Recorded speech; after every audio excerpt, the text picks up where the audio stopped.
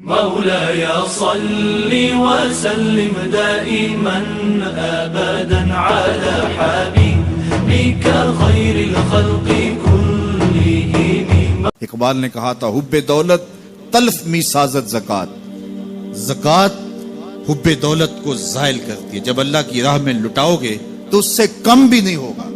میرے حضور نے 3 چیزیں قسم کر کے کہی. حضرت ابو کبشہ الانماری رضی اللہ تعالیٰ عنہ سے مروی ہے. میرے حضور نے ارشاد فرمایا اگر کوئی شخص کسی کو معاف کر دیتا ہے تو اس کی عزت کم نہیں ہوگی. میں محمد اللہ کی قسم اٹھاتا ہوں. دوسری بات میرے حضور نے فرمائی کہ جو شخص مانگنے لگ جاتا ہے, سوال کا دروازہ کھول لیتا ہے, اللہ اس کے لیے محتاجی کا دروازہ کھول دیتا ہے. اس کی کبھی کمی پوری نہیں ہوتی. اور تیسری بات میرے حضور نے قسم کر کے کہی ما نقص مال عبد من صدقہ. کہا میں اللہ کی قسم اٹھا کے کہتا ہوں کہ صدقے سے مال کم نہیں ہوتا, صدقے سے مال گھٹتا نہیں ہے. تو ایک تو مال بھی نہیں گھٹے گا. یہ ضمانت کس کی ہے؟ میری نہیں ہے, یہ رسول اللہ کی ضمانت ہے.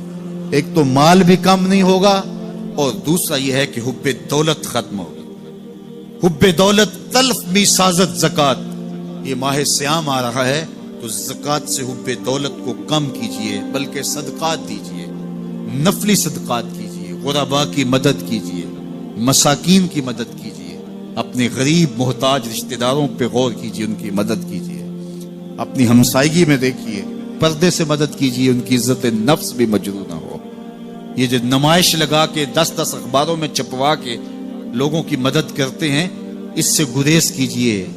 کبھی سوچیں کہ اگر آج کسی کی بیٹی لائن میں کھڑی ہے تو کل اگر یہ مرحلہ میری بیٹی کے لیے آ جائے تو پھر میرا مزاج کیا ہوگا.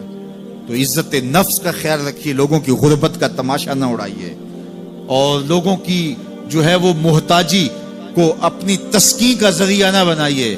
یہ تو اللہ نے تمہیں دیا اور انہیں نہیں دیا, اور وہ آزمائش کی گھڑی میں کھڑے ہیں, تم ان کے ساتھ کھڑے ہو جاؤ. تو لوگوں کی مدد کیجئے, دکھیوں کے کام آئیے. مساجد کی جو ہے وہ تعمیر کیجئے, مدارس دینیا کے ساتھ وابستہ رہیے, اور لوگوں کی فلاح کے لیے, بہتری کے لیے کام کیجئے. اللہ نے آپ کو دیا ہے, یہ مال یہاں رہ جانا ہے. میرے حضور نے فرمایا ابن آدم کہتا ہے میرا مال میرا مال. اس کا مال وہ ہے جو اس نے کھایا یا پہنا اور پرانا کر دیا یا آگے بھیج دیا. باقی اس کا نہیں ہے, وہ وارثوں کا ہے. مرتے ہی ورثہ بن جائے گا, مرتے ہی ترکہ بن جائے گا. کفن بھی میلا نہیں ہونے دیں گے کہ بعض اولادیں تو بانٹ لیتی. اللہ اکبر. وہ گھر جو ان کے لیے بنایا تھا, ایک رات بھی تجھے اس گھر میں رکھنے کے لیے تیار نہیں ہوں گے. آج تیرا نام چھن گیا. آج کوئی یہ نہیں کہتا کہ پیچھے اس امام کے اور حاضر اس چودھری صاحب کے, حاضر اس میت کے. آج تو ڈیڈ باڈی بن گیا, آج تو میت بن گیا. آج خان صاحب, ملک صاحب, چودھری صاحب, پیر صاحب, مفتی صاحب, تیرے سارے ٹائٹل چھین لیے گئے. آج پیچھے اس امام کے اور دعا واسطے حاضر اس میت کے, آج تو میت بن گیا. آج تیرا لباس بھی پھاڑ کے اتارا ہے. آج تیرے انگوٹھے باندھ دیے گئے ہیں, ناک میں روئی ٹھونس دی گئی ہے. آج تو غسال کے رحم و کرم پہ ہیں, وہ تجھے ادھر الٹ دے یا ادھر پلٹ دے. اب تیرے پاس کوئی اختیار ہی باقی نہیں رہا. میاں صاحب بولے جاندی واری ڈرونا بنے ہو تے ہاتھ نہ لاندے ڈرتے. آج اولاد بھی دور ہے, پوتے اور پوتیاں بھی ڈرتی ہیں. جاندی واری ڈرونا بنے ہو تے ہاتھ نہ لاندے ڈر دے. جنہ لئی تو پاپ کمائے اج کتھے نہیں تیرے کر دے. آج سارے چلے گئے. تو آج اپنے ہاتھ سے اپنی زندگی کو سنوارنے کے عمل کی طرف بڑھیں اور راہ خدا میں خرچ کریں. دکھیوں, مجبوروں اور لاچاروں کے کام آئیں.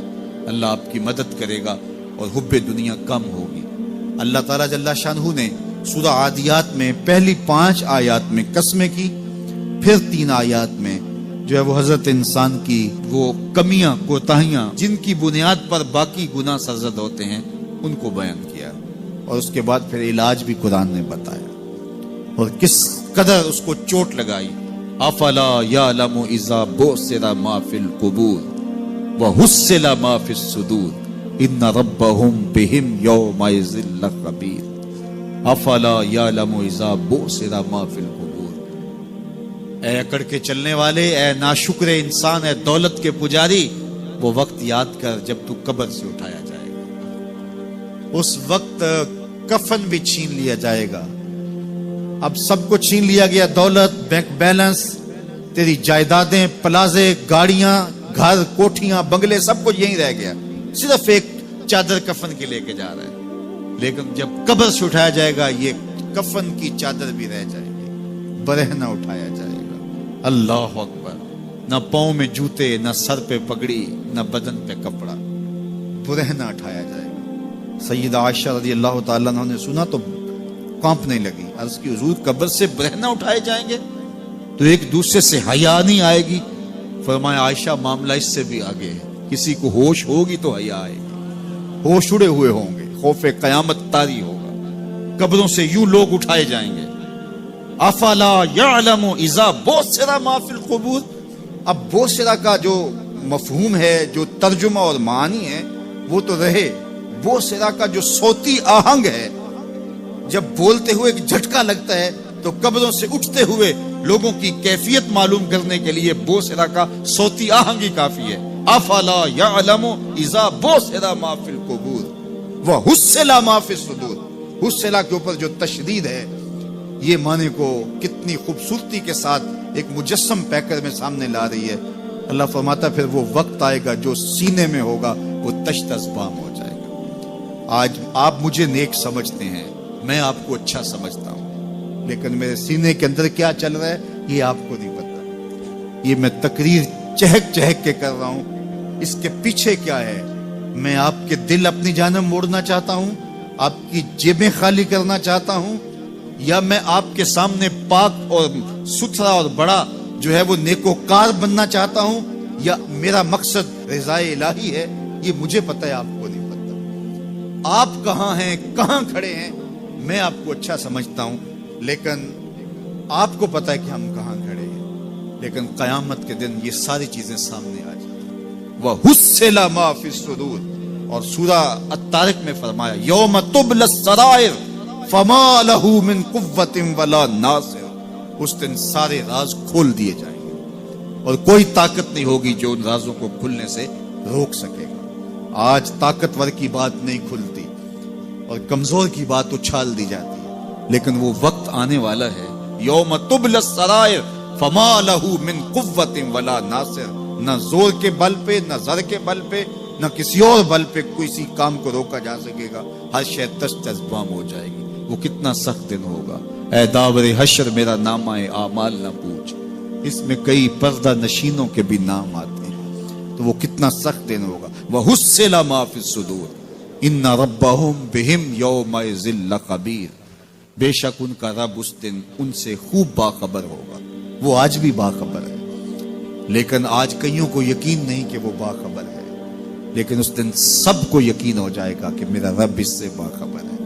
جب پرانی تصویریں چلنا شروع ہو جائیں گی، جب ساری ویڈیو سامنے آ جائے گی، زندگی میں جو جو کیا، تنہائی میں، اعلانیہ، خفیہ، جہاں جہاں جو کیا، داد عیش دی، سب کچھ تشت ازبام ہوگا، سب کچھ جو ہے وہ سکرین پہ چل رہا ہوگا، کوئی چیز بھی تشت ازبام ہونے سے نہیں رہ جائے گی۔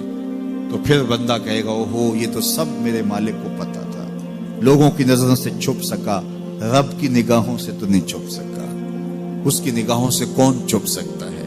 یہ یقین آج اپنی روحوں میں اتار لو، اچھی طرح سے جذب کر لو۔ گناہوں سے بچنے کا اکثیر نسخہ ہے یہ یقین کہ میرا رب مجھے دیکھ رہا ہے۔ یہ یقین جب روح میں جم جائے، خیالوں میں اتر جائے، اعتقاد کا پختہ حصہ بن جائے، پھر بند کوٹڑی میں بھی جرم نہیں ہو سکتا کہ میرا مالک تو مجھے دیکھ رہا ہے۔ آپ دیکھتے نہیں کہ جب ساتوں دروازے بند کر کے بت کے اوپر موٹا کپڑا ڈال کے زلیخا بولی ہے تلک، یوسف اب تو آ جاؤ نا، اب تو کوئی نہیں دیکھ رہا، قال معاذ اللہ، تو جناب یوسف نے کہا میں اللہ کی پناہ میں آتا ہوں۔ اللہ اکبر، تو دروازے بند کر کے لوگوں کی نظروں سے چھپ گئی ہے، اور بے نور آنکھیں رکھنے والے اس پتھر کے بت سے بھی حیا کرتی ہے اور اس پہ بھی پردہ ڈال لیا ہے۔ جب تو اس جھوٹے خدا سے حیا کرتی ہے، میں سچے خدا سے حیا کیوں نہ کروں جو ساتویں کوٹھڑی میں بھی دیکھتا ہے۔ اتنی روشنیاں برسی کہ گناہ کا تصور بھی محال ہوگا۔ تو یہ یقین کہ میرا اللہ مجھے دیکھ رہا ہے، یہ انسان کی زندگی میں نظم پیدا کرتا ہے۔ آنے والا موسم ماہ سیام رمضان المبارک، یہ ہماری زندگی کے اندر یہ نور داخل کرتا ہے کہ میرا اللہ دیکھ رہا ہے۔ کڑکتی دھوپ، برستی گرمی، زباں کانٹا، ہونٹ خشک، گلا خشک، دروازہ مکفل، ٹھنڈا پانی دستیاب، لیکن ایک گھونٹ بھی حلق سے نیچے نہیں اتارتے کہ میرا اللہ دیکھ رہا ہے۔ وضو کرتے بھی احتیاط کرتے ہیں کہ میرا اللہ مجھے دیکھ رہا ہے۔ کرتے ہیں کہ نہیں کرتے؟ یہ نور ملتا ہے کہ نہیں ملتا؟ اس کو پھر جذب کر لینا چاہیے تاکہ یہ زندگی میں چھا جائے، کیونکہ جو رمضان میں دیکھتا ہے وہ غیر رمضان میں بھی دیکھتا ہے۔ اور پھر پانی نہیں پیتے کہ اللہ دیکھ رہا ہے، کھانا نہیں کھاتے اللہ دیکھ رہا ہے، لیکن جب آنکھ بھٹکتی ہے تو اس وقت اللہ نہیں دیکھتا، جب خیال بہکتا ہے تو اس وقت اللہ نہیں دیکھتا۔ رشوت میز کے اوپر سے لے رہے ہوں یا نیچے سے لے رہے ہوں تب نہیں اللہ دیکھ رہا ہوتا، اللہ صرف کھانے اور پینے کو دیکھ رہا ہوتا ہے۔ یہ جو ایک نور آیا ہے اس کو جذب کر لیں، پوری زندگی میں پھیلا لیں۔ تو اسی لیے رمضان تقوی بانٹتا ہے، روزہ تقوی بانٹتا ہے، زندگی میں نور اور روشنیاں بھر دیتا ہے۔